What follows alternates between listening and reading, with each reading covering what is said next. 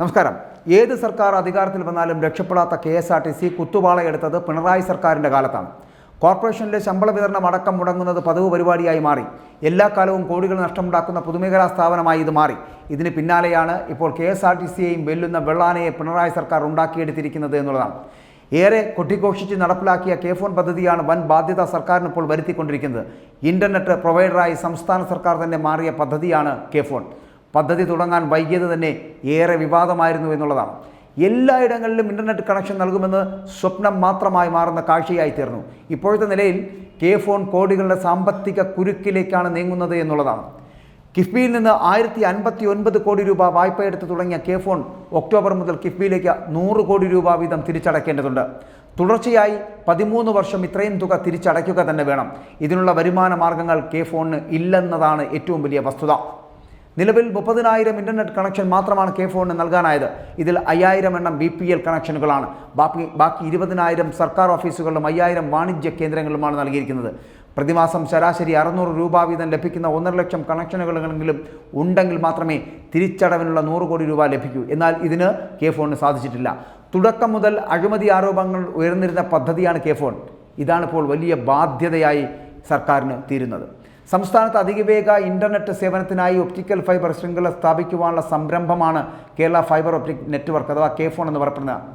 Kerala state IT infrastructure ലിമിറ്റഡിൻ്റെയും ഒപ്പം തന്നെ KCBയുടെയും സംയുക്ത സംരംഭമാണിത്. ഇരു കൂട്ടർക്കും 49% ഓഹരി, 2% സംസ്ഥാന സർക്കാരിന്. സംയുക്ത സംരംഭത്തിൻ്റെ ആകെ മുതൽ മുടക്കം 1514 കോടി രൂപ. ഇതിൻ്റെ 70%-മായ 1059 കോടി രൂപയാണ് കിഫ്ബിയിൽ നിന്ന് വായ്പയായി ലഭിച്ചത്.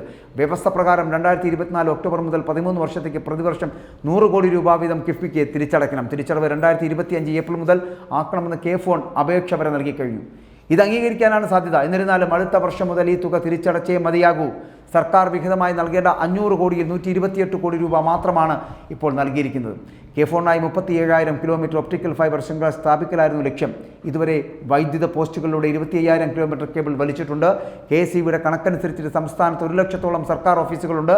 എന്നാൽ ഇതിൽ 30,438 ഓഫീസുകൾ മാത്രമാണ് K-Phone ഇൻ്റർനെറ്റിൽ അപേക്ഷിച്ചിട്ടുള്ളത്. ഇതിൽ 20,000 ഓഫീസുകൾക്ക് ഇപ്പോൾ കണക്ഷൻ നൽകുകയും ചെയ്തു. സർക്കാർ ഓഫീസുകളിൽ നിന്ന് പ്രതിമാസം 2,000 രൂപ വീതം ശരാശരി ലഭിക്കുമെന്നാണ് K-Phone അധികൃതർ കരുതുന്നത്. എന്നിരുന്നാലും തിരിച്ചടവിനുള്ള തുക ലഭിക്കില്ല എന്നുള്ളതാണ്. അതിനിടെ K-Phone പദ്ധതിയുടെ പ്രഖ്യാപിത ലക്ഷ്യമായിട്ടുള്ള സൗജന്യ BPL കണക്ഷൻ നൽകുന്നതിൽ സർക്കാരിന് തിരിച്ചടിയായി കരാർ കമ്പനി പിന്മാറിയിരുന്നു എന്നുള്ളതാണ് ഏറ്റവും വലിയ പ്രത്യേകതയും. കണക്ഷൻ നൽകാൻ ബാക്കിയുള്ളത് ഏതെല്ലാം വീടുകളിലാണെന്ന വിവരം K-Phoneന് ലഭ്യമല്ല എന്നുള്ളതാണ്. ഈ വീടുകളുടെ പട്ടിക കൈമാറണമെന്ന് കമ്പനിയോട് K-Phone പലവട്ടം ആവശ്യപ്പെടുകയും ചെയ്തു. വൈകാതെ തന്നെ 2.5 ലക്ഷം BPL കുടുംബങ്ങൾ കൂടി സൗജന്യ കണക്ഷൻ നൽകുമെന്ന് പ്രഖ്യാപിച്ചിരിക്കുകയാണ് സർക്കാർ. പദ്ധതിയുടെ തുടക്കത്തിൽ പ്രഖ്യാപിച്ച 14,000 കണക്ഷൻ പോലും പൂർത്തീകരിക്കാൻ കഴിയാത്തപ്പോഴാണ് ഇത്തരത്തിലുള്ള വലിയ പ്രഖ്യാപനം.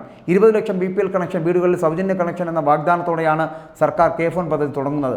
ആദ്യഘട്ടത്തിൽ ഒരു മണ്ഡലത്തിൽ 100 വീതം 14,000 കണക്ഷൻ നൽകുമെന്ന രണ്ടാം പിണറായി സർക്കാർ വാഗ്ദാനത്തിൽ ഭേദഗതി വരുത്തി ഇതിനായിട്ട് 2022 ഏപ്രിലിൽ കമ്പനിയെ തിരഞ്ഞെടുത്തു. എന്നാൽ കമ്പനിയുമായുള്ള കരാറിനുള്ള അംഗീകാരവും തദ്ദേശ സ്ഥാപനങ്ങളിൽ നിന്നുള്ള ഗുണഭോക്തൃ പട്ടികയും വൈകുകയായി. 6,800 ഗുണഭോക്താക്കളുടെ വിവരങ്ങൾ കൃത്യമല്ല എന്ന് കണ്ടെത്തി തിരിച്ചയച്ചു. കൃത്യത വരുത്തി പട്ടിക വീണ്ടും സമർപ്പിച്ചു.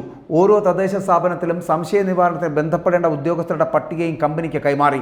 ഇതിനെല്ലാം ശേഷമാണ് കൂടുതൽ കണക്ഷൻ നൽകാൻ ആകില്ല എന്നും പിന്മാറുകയാണെന്നും K-Phoneനെയും IT സെക്രട്ടറിയെയും കമ്പനി അറിയിച്ചത്. സ്വന്തം നിലയ്ക്ക് പ്രാദേശിക കേബിൾ ഓപ്പറേറ്റർമാരെ ഉപയോഗിച്ച് 5 മാസത്തിനകം 14,000 കണക്ഷൻ പൂർത്തീകരിക്കുമെന്ന് K-Phone MD doctor Santhosh Babu പറയുകയും ചെയ്തിരുന്നു.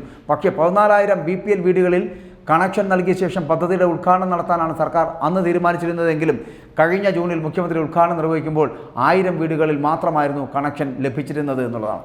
ഇതിൽ നിന്ന് എന്ത് വസ്തുതയാണ് നമുക്ക് മനസ്സിലാക്കാൻ കഴിയുന്നത്? കോടികൾ മുടക്കി തുടങ്ങുന്ന ഇത്തരത്തിലുള്ള സംവിധാനങ്ങളെല്ലാം ഞാൻ ആദ്യം പറഞ്ഞതുപോലെ KSRTC പോലെ തന്നെ തകർന്ന് തരിപ്പണമാകാൻ പോകുന്നു എന്നുള്ളതിൻ്റെ സൂചനകളാണ് വരുന്നത്. ഏത് സർക്കാർ അധികാരത്തിൽ വന്നാലും രക്ഷപ്പെടാത്ത ഒരു സംവിധാനം എന്ന് പറയപ്പെടുന്നത് KSRTC ആണ്.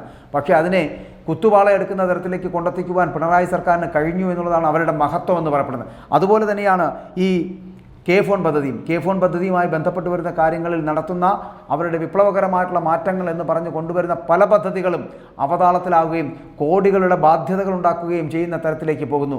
കിഫ്ബി ഉൾപ്പെടെയുള്ളവരെ ഇതിനകത്തേക്ക് ഉൾപ്പെടുത്തുകയും അതിനകത്തേക്ക് 100 കോടി രൂപ വെച്ച് തിരികെ അടയ്ക്കണമെന്നുള്ള സംവിധാനം കൊണ്ടുവരികയും അത് 13 വർഷം തിരിച്ചടയ്ക്കേണ്ടതിൻ്റെ ബാധ്യത സർക്കാരിനകത്തുണ്ടാക്കിയെടുക്കുകയും ചെയ്യുന്നത് തന്നെ ഏറ്റവും വലിയ കിഫ്ബി പോലുള്ള സംവിധാനത്തിനെ കൊണ്ടുവന്ന് ബാധ്യതകൾ ഉണ്ടാക്കുന്നതിൻ്റെ ഭാഗമായിട്ടാണ് എന്ന് പറയേണ്ടി വരുന്നു. വെള്ളാന പോലെയായി മാറുകയാണ് KSRTC പോലുള്ള വെള്ളാന പോലെയായി മാറുകയാണ് കിഫ്ബിയും എന്ന് പറയേണ്ടി വരുന്നു. ഇതിൽ നിന്ന് മനസ്സിലാക്കാൻ കഴിയുന്ന ഒരൊറ്റ കാര്യം മാത്രമേ ഉള്ളൂ. ഇത്രയും പിടിപ്പ് കെട്ട ഒരു മന്ത്രിസഭയും ഒരു സർക്കാരും ഇതിനു മുമ്പ് കേരളം ഭരിച്ചിട്ടില്ല എന്നുള്ളതിൻ്റെ തെളിവാണ് കെ ഫോൺ സാക്ഷാത്കരിക്കാൻ കഴിയാതെ പാതി വഴിയിൽ ഉപേക്ഷിക്കേണ്ടി വരുന്നത്.